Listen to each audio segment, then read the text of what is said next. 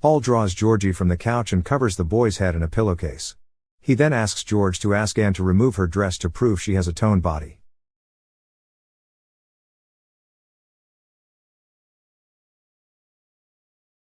The movie begins with a typical wealthy family going to their vacation house. Anne battles against George, her husband, inside the vehicle, in a guessing game about classical music playing in the speaker. It rotates until George stops the car in front of Thompson's house. Eve and Thompson are neighbors, and two unfamiliar men accompany them on the front lawn, Paul and Steve. Anne rolls down the window, shouting teasingly at the couple for being unfair for practicing golf before their competition tomorrow. The Thompsons remain silent until Steve approaches Fred, and he finally replies. Anne brushes off the sudden coldness and invites the Thompsons to assemble the boat to sail, but Fred answers reluctantly. After the encounter, George returns to driving. Anne notices something amiss from their neighbors since her friend ignores them. Their son Georgie asks about Jenny Thompson since she's not outside. Anne thinks Jenny must be in another place. The family finally reaches their summer house. Their dog Lucky, Georgie, and Anne enter first with chores on hand, and Lucky is noisy and snoopy as usual. George then enters and places the bags of golf clubs aside. Anne asks for the meat in the car since she organizes the ration. George brings Lucky outside and sees their neighbor Fred with Paul behind the gate. Lucky barks persistently solely at Paul as they approach. George apologizes for Lucky's sudden noisiness, but Fred openly accepts and introduces Paul as the son of his business associate. Then, Anne comes out to welcome the guests and gives Fred a peck on the cheek. Afterward, the boys go to the bay to push the boat onto the water. Fred leaves the rest of the work to the fatherson. Georgie is upset because Jenny's a no-show, and George creates an excuse that she may be in a friend's house. Georgie shares his observation, like Anne's, about Fred's unusual acts. As for Anne, she prepares dinner while on the phone. Georgie appears midway and asks for a knife. Anne gives the knife and expects him to return it. Georgie leaves but returns again, announcing that someone's at the door. Georgie joins George, and Steve introduces him as the other guy in Thompson's house.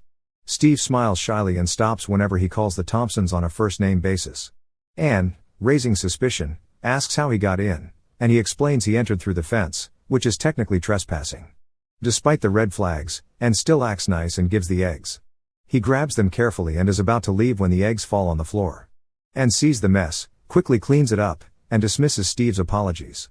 Anne's no longer interested in providing, but Steve still asks for more. Anne's impatience gradually grows, but she forces herself to be kind, giving the eggs in a carton this time. Remember, hiding personal belongings is proper when a stranger is inside a home. As Anne forgets her phone near the sink, Steve purposely drops it on the water and pretends it's because he's clumsy. Anne quickly packs the eggs just for Steve to leave immediately. Outside, Lucky barks whenever the two strangers are around since he senses something wrong while the family's clueless. Anne finds Paul and Steve inside the house again because Lucky terrifies them. Anne stops Lucky from his instincts and lets the men explain. Paul suspiciously surveys the house while Steve stalls time. Paul strategically diverts his attention to the golf clubs and asks permission to try one. Anne should have caged Lucky regarding Steve's fear and imposed her authority on the house to insist. On the bay, Georgie on the boat listens to Lucky's yapping, wondering what's wrong. The barking fades, Lucky yelps his last wail, and everything goes silent. George leaves the boat to search for Lucky, and Anne does the same. When Anne reaches the back lawn, Paul interferes with her by saying the golf club makes the gameplay different. Anne comes to her senses and realizes the two men are troublesome. She asks them to leave the house immediately because they make her uncomfortable. But with his emotional manipulation tactics, Paul deflects the real issue and belittles Anne's feelings. They keep asking about Anne's shift in attitude. According to Paul, George walks in with Georgie to ask about Lucky but finds himself amidst a misunderstanding. Paul gets the upper hand to use George's ignorance and twists the story. Anne grabs Paul's arm to leave, but George, the epitome of an idiotic and doubtful husband, still lets them remain. Anne gives up and allows her husband to handle the conversation. He politely asks them to leave, but Paul insists on the eggs, which George no longer intends to give. Paul says, "Provide the eggs," and it's not even hard to understand. However, this frustrates George. He slaps Paul's face and asks them again to leave. The slap angers Steve, who snatches a golf club and firmly strikes George's left knee. George falls and groans in agony. Georgie lunges with a shriek to Steve's chest and starts hitting ferociously. Paul pulls Georgie, lays him beside George, and asks him to behave. Georgie runs to her mother's embrace as Anne enters the room and sees George in pain. Paul reasons George deserves the pain since he slapped him. The nightmare of funny games begins with Paul's first game. He brings out a golf ball to let the family guess the item. He rolls it on the floor and asks why he still has it. Steve answers it's because he didn't use it in the first place. A realization strikes Anne. Paul used the club to beat Lucky to death by using the club. And for them to find Lucky, they let him walk to places. If he says it's cold, she's far from Lucky. If it's warm, she's near. Anne follows his words, goes behind the van's trunk, and opens it. Lucky falls open on the ground, mercilessly beaten. Anne's close friends, Betsy and Robert, visit the family with their boat on the docks. Anne reluctantly welcomes them because Paul is watching her. They chat about various things while being oblivious that Anne is in a helpless situation. Eventually, her friends leave after an exchange of pleasantries. Inside, Anne bluffs about their friends coming over while they relocate to another room. George, who depends on Anne's strength to move, grunts and endures Steve's pain and nonsensical blabber of Steve about openness to solving things. The family is held hostage by two demented men who enjoy masochistic entertainment. Paul and Steve continuously torture the family with faux niceties and pretend they did nothing wrong. Anne lays George onto the couch and leaves to gather medicine. While she's away, Paul expresses his disappointment whenever people act unfriendly. Regardless, he apologizes for their unruly action and introduces himself again along with Steve. Steve extends a hand, but Anne barges in with the medicine. Paul becomes furious at Anne's interruption and pushes her directly to George's wound. George yells in pain, and Anne stands to charge against Paul. However, Steve handles the mess and heavily kicks George's injury twice. George still hasn't recovered from the previous pain and sits in discomfort. While Paul punches Anne in the stomach, who bellows a cry and pushes her beside George, Georgie cries at his beaten parents. Paul quickly tackles him on the ground and shouts to calm down. After the fiasco, everyone quietly settles down. The tiredness and fear transpire on the family's faces and tremble in the two men's unpredictability. George shakingly asks their purpose. Paul replies that he and Steve are drug addicts who rob affluent families in their vacation houses to support their lifestyles. George shouts, he understands but wonders why the need for violence. Paul responds that they enjoy the display of agony. Then, Paul offers a bet: the family will meet their demise in 12 hours. As for the family, they must bet they'll be alive until morning. The family does not intend to bet on a risky game, but Paul breaks the fourth wall and asks the viewers for their bets. George has had enough and willingly offers his wealth in exchange for freedom. He mentions how Eve and Fred will react if they learn of the two delinquents, but Paul mocks him instead and continues the deal. The next game they initiate is the cat in the bag. Paul draws Georgie from the couch and covers the boy's head in a pillowcase. He then asks George to ask Anne to remove her dress to prove she has a toned body. If she restrains, Paul chokes Georgie in the bag, which forces Anne to strip down. Tears stream down her cheeks as she undresses. The strip show satisfies the two and instructs her to return to her clothes. Suddenly, Paul stands after realizing Georgie urinated on his pants. Anne tackles him as he removes the bag, giving Georgie an opening to escape upstairs to the balcony. Paul constrains Anne in tapes and follows Georgie outside. Outside, Georgie climbs their gate, but he recalls Jenny's house. He passes through the fence, on the water, and to their open house and hides inside. Steve confesses his degradation at home when he begs for the eggs and even checks if it's still intact.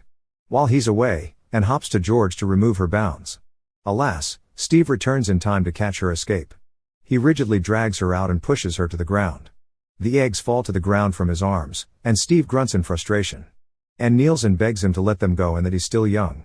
She even proposes they'll lie about what happened, but Steve ignores it and comments it's degrading and painful to watch her plead.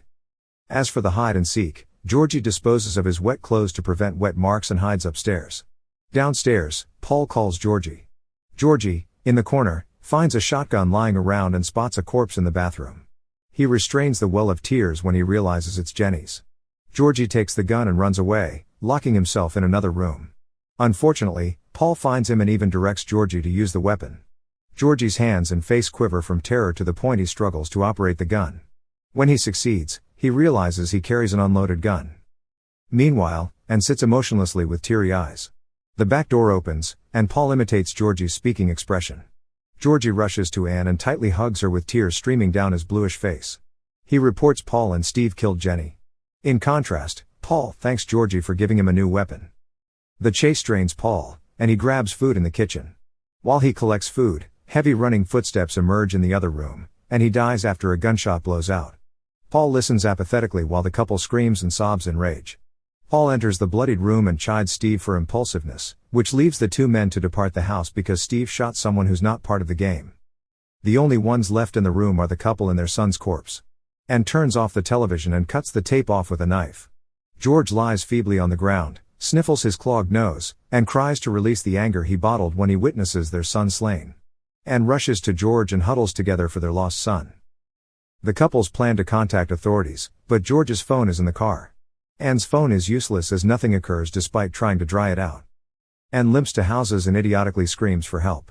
Ideally, no one cries when two mental men wander around the vicinity. Regrettably, while she seeks help, Paul and Steve see her on the road, capture Anne, and return her home with a gag on her mouth. This time, Paul calls it the second round. Things turn into a cruel twist. While Paul and Steve negotiate with the couple to keep the torture entertaining, they offer what to use between the knife and shotgun. Before they slaughter, Paul asks Anne to pray before they move to kill, but she knows none. So, he asks Steve, who only knows one. Paul commands Anne to say the prayer meaningfully, and she does it right on the second try. He then adds a handicap where Anne must pray it backward perfectly. However, Anne grabs the shotgun and shoots Steve. Paul screams, kicks Anne to the couch, and frantically searches for a remote.